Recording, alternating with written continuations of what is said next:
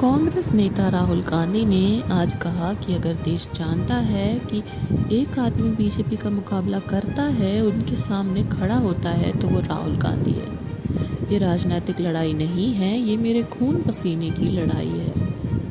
उन्होंने मेरे पीछे केस लगा रखे हैं। जहाँ भी मौका मिलता है मुझ पर केस कर दिए जाते हैं। वो जानते हैं कि मैं उनके साथ समझौता नहीं करूँगा। फिलहाल मेरे खिलाफ 24 मुकदमे हैं और मेरी सांसदी भी छीन ली गई थी। केसीआर और बीजेपी एक दूसरे की मदद करते हैं। जब तक बीजेपी के नेता मेरे ऊपर आक्रमण नहीं करते, तब तक मुझे मज़ा नहीं आता। राहुल गांधी ने 19 अक्टूबर को तेलंगाना में करीमनगर हाउसिंग बोर्ड सर्कल से राजीव चौक तक पैदल मार्च किया। 30 मिनट पर पैदल मार्च करने के बाद राहुल गांधी ने राजीव चौक पर एक जनसभा को संबोधित करते हुए ये सारी बातें कही। राहुल ने अपने स्पीच के दौरान कहा कि ओवैसी की पार्टी बीजेपी का साथ देती है। कांग्रेस जहां भी चुनाव लड़ती है, एआईएमआईएम पार्टी बीजेपी की मदद के लिए अपने उम्मीदवार मैदान में उतार देती है। जब भी तेलंगाना को मेरी ज़रूरत होगी, आपका सिपाही दिल्ली में बैठा है। आप मुझे याद करोगे और मैं तुरंत यहाँ हाजिर हो जाऊँगा। बीआरएस के लोग ओबीसी की बात करते हैं। अगर आप ओबीसी वर्ग के लोगों की चिंता है, तो आपने कांग्रेस पार्टी की ओर से कराई गई जातीय जनगणना का डेटा क्यों नहीं दिया? आप लिख कर रख लीजिए, तेलंगाना में कांग्रेस की सरकार जाति आधारित गणना जल्द ही कराएगी।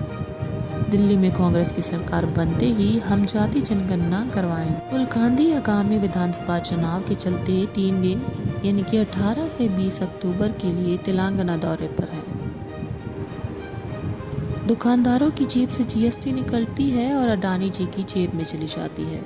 ऐसा ही एक जनसभा को संबोधित करते हुए राहुल ने कहा।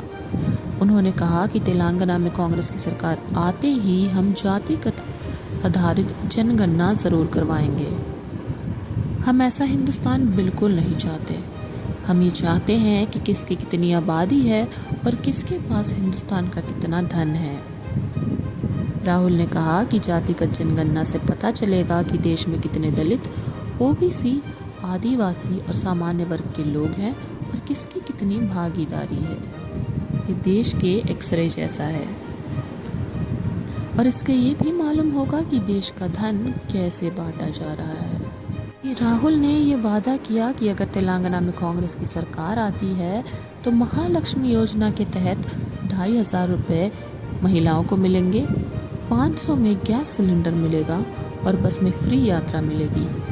उन्होंने कहा कि हम यहाँ आपसे झूठा वादा नहीं करने आए हैं, जैसे कि केसीआर ने आपसे ज़मीन देने का झूठा वादा किया था।